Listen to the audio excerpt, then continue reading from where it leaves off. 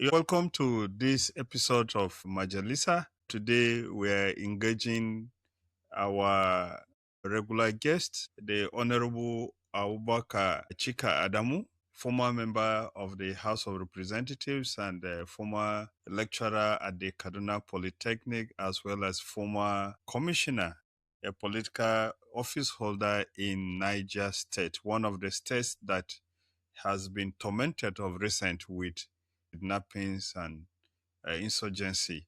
Honorable Chika, you're welcome. Thank you very much, Honourable Rimamnde Shawulu, for having me. Yes. Again, let's go straight to the issue of security. Niger State is now in the news again. First, there was the story of kidnapping, then denial of kidnapping, and now the governor is receiving school children that were kidnapped. What is the situation in Niger State? Your constituency appears to be one of the areas that is affected. Honestly, on Monday, the kidnapping in Niger State and the kidnapping in Kebbi State, which was earlier than the one in it. For me, honestly, I am yet to believe that it was a natural thing. To me, it is not natural. And I'm coming from the point that it is just a drama set up by federal government or government of President to show the people of America that they are doing something different now, able to cover insecurity or banditry or kidnapping in Nigeria. Take, for instance, in Kebbi State, whoever would tell you, when these people were kidnapped, they knew where they are. The same president drafted his minister, who probably have a lot of allegations of relationship with the bandit, went back to Zamfara State, collected those children. Now, if you are privileged to speak to some of the security officials who were around during the security attempt to probably save those children, when they give you some stories, you will now realize Nigeria is just a joke. You will now realize that this is just a pure drama. That was done. We saw Niger State. All these people were received, these children were received, and the culprit went free. So to me, honestly, I'm beginning to believe that this banditry is an action of government, probably to refuse to allow Nigerians to look at what is happening in the government cycle, to take their attention to something different, so that the government can be can be so much corrupt as it is, or can be so much stealing the way they are, so that our attention is not going to be with them. Our attention is going to be with what is happening. And then at the same time, they are trying to show America, yes, we are working. So to me, honestly, up to this moment, I have no evidence to believe that the government is not aware of what happened. Yeah, but even if they were playing games, the government of the United States does not seem to have believed them, because the members of the appropriation committee of the Congress that came to Nigeria now, I went back to report that the problem is real. So they have not achieved anything. Yeah, you see, the members of Congress who came, yes, they just came to find out, yes, was there kidnapping? Yes, there is kidnapping. But again, what I'm trying to show you is the government kidnapped, and then the government seek for the release from its partners, the kidnappers. And that will show the American government, yes, the situation is real, but the government is probably trying, unlike what happened during Jonathan. They were missing in action, nothing happened. And then for them, they want to have that credit. When you kidnap our school children or kidnap anybody, the government have a way of collecting them. So I think that's, to me, that's what I understand. They're trying to show American government, yes, there is the real insecurity situation, but again, we're on top of the situation because we can bring them back home safely. That's what I saw. You either like it or leave it. This is a pure game by the political class or by the government of President Bola Ahmed Tinubu. But one thing that I'm sure is that the Americans may have more intelligence, and probably when they dig further, they will know the drama between the President Tinubu and his Minister of Defense, who probably is always sent to collect kidnappers. And there is an allegation by even people who work with him, that he is part of them. Yeah, be that as it may, the situation, of course, is that the security situation even in the northwest continues, and in places like Borno, the Boko Haram, which had reduced its attacks some 1 or 2 years ago, it seems to be resurging. Many more places have been attacked almost daily in the northeast, especially Borno and Yobe states. Yeah, actually, there is that attack. I think that's what prompted even the American government to even pay attention to Nigeria, because they are, within the period, American government started talking about killing of Christians, because that's the way they view it, which is also beyond that. That attack also increases. So who increased it? Is it the bandits or the Boko Haram trying to Nigeria black? We have one known by the government, and the other one who I believe are the radicals, who probably are funded by whatever means, maybe locally, internationally, that probably maybe as a result of maybe their own pattern of life and whatever you are seeing has an economic implication. You realize that, take example, and my area, Niger State, for example, places where mining is seriously taking place, no citizen can go there, but the miners can go there. So what are we saying? If miners can go into a place and do their mining, while farmers cannot go into that place to do their farming, then there must be a particular relationship between the economic aspect, which I believe some big shots are aware, because when you see mining, we may call it foreigners, but then no foreigner will come to a particular land and then go into mining without a particular big shot, a citizen who is also aware of them as their own partners. So I believe it's the real bandits, because I can recall when the situation was at its peak, there's a boy who usually brings his car in my car wash to wash. In the minute, he would tell us he will be going to Benangwari. And I will tell him, how will you follow? I say, no, they usually give them, the bandits, something so they don't even attack them. Well, it's something very complicated when we look at the real situation. But again, the government is aware of it and nobody can remove it. That is why I'm even happy that Trump is probably approaching Nigerian government the way he is doing. They may say Christian. It is not only the Christians that have been killed, but for Trump to talk about Christians, yes, he must have something to say. He must have something to discuss about, because those who complained before him, those he knew. I heard about so many Muslims were saying more Muslims are killed. It's true. More Muslims must have been killed.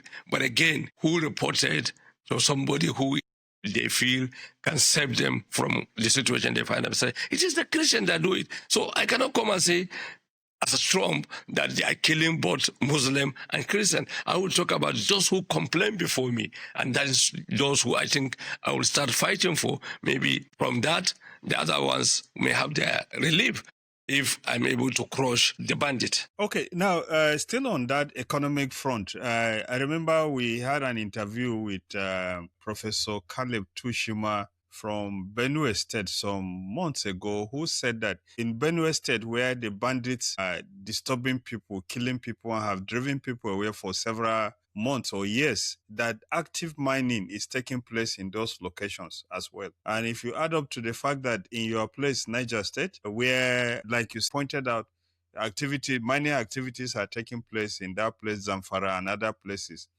does it mean more parts of Nigeria have been taken over by rogue elements, that government does not exist strongly, and those areas may have become what they call ungoverned spaces, being run by bandits and their economic partners? Take Kaduna for example. In most of the local government, in Market Square, you will find the bandits with their AK-47 moving freely. If anybody offended them, they will discipline him and then go back to their enclaves. How can we conduct election under such situation? That's why I was perplexed when I saw President Tinubu sending our troops to Benin Republic. Benin Republic is not our problem. Benin Republic that President Tinubu sent our troops to is even increasing the insecurity situation in Nigeria. What I see in Benin Republic is that the citizens were happy with the coup that took place in Benin Republic. It's not our business to enshrine democracy in the whole world or in West Africa, where we are living under the leadership or under the rulership of the bandits in our rural communities. So, as was earlier said, there's going to be an economic issue, but now the backlash that will come to the Southwest as a result of what Tinubu did in Benin Republic, if Benin Republic refuses to live in peace, the Southwest is going to face similar situation that the northern part of Nigeria, particularly area of Kaduna State, Sokoto State, Kebbi State, are suffering because there's a fragile peace right now in Benin Republic, not a real peace. You may say the coup peace probably has been quashed, but that is not true. What is happening in Benin Republic, there is an underlying agitation by even the citizens against the government. And if it explodes, God forbid, I don't think Lagos will survive it. The bandits moving about freely with their weapons. But the communities reach peace accord with the bandits anyway. Yes, the community reach peace accord. Then do we have a country? If the community will agree with the bandit, while we are claiming we have one person called local government chairman, we have another person calling himself governor of Kaduna State, we have another person calling himself the president of the Federal Republic of Nigeria, who has ceased to probably become the commander-in-chief, because we have a new commander-in-chief in most of the local governments in Kaduna State, because it is what the bandits want to happen that happen in those local government. Peace accord, how? Peace accord, it's just one agreeing to live under the leadership of the bandit. But from here, again, he is the one who is getting the revenue. And you may realize at the end of the month, I'm sure some of the revenue also goes to the bandit to be able to maintain them. So I don't think with this situation, we have a nation that have only one supreme commander-in-chief. We have commander-in-chiefs in Nigeria, and that is why in Kaduna State, the bandit rules most of the local government. Finally, what will be your takeaway as suggestions to the government in view of the multiplicity of threats and challenges and the seeming improper reading of the situation that Nigeria seems to be having in its conduct of the operations against bandits? Well, I think I have nothing to suggest to this government, because this government is an accomplice in the situation. Suggesting something to them is like wasting my time because I know it's not going to work. We will resort to the poor man's side of just praying for a special intervention by God.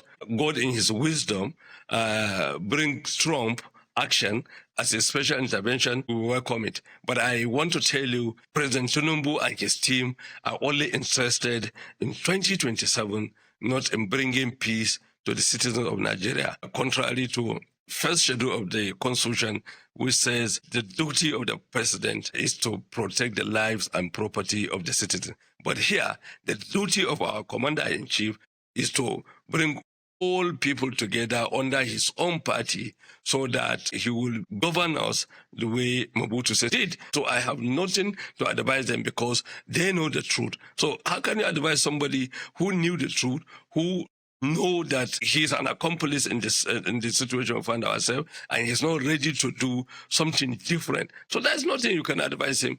Only go back to is you pray Allah should bring special intervention. And to me, one of the special intervention is Trump. And I love the way Trump suggested that some certain category of people are killed, and if it is not stopped, he will intervene. Please, we welcome him as our own prayer, or as my own suggestion. Finally, again, but the president just appealed to France for help. France is trying to take over Nigeria because it has lost its colonies. And President Tinubu, because of the absence of credibility in the world, find out the only way is that to find another devil who will sit and dine with him. I saw recently even the Federal Inland Revenue trying to sign a tax relationship with France. But one thing I think they forget is that France is the owner of all the currencies used by most of the Francophone countries.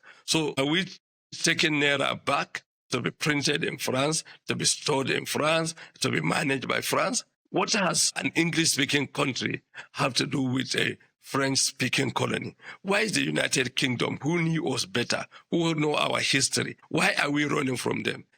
Well, you've been listening the last few minutes to Honourable Chika Adamu, one of the strong men of the 8th House of Representatives. If you like our video, please like, share, so that we can have more interviews with people that will bring in value to the arguments in the country. Your comments are welcome anytime on our comment section. Once again, thank you very much, Honorable Chika, for this discussion. It's been very enlightening. Thank you very much, Honorable Rimamnde Shawulu. I'm happy to be with you as always. Thank you.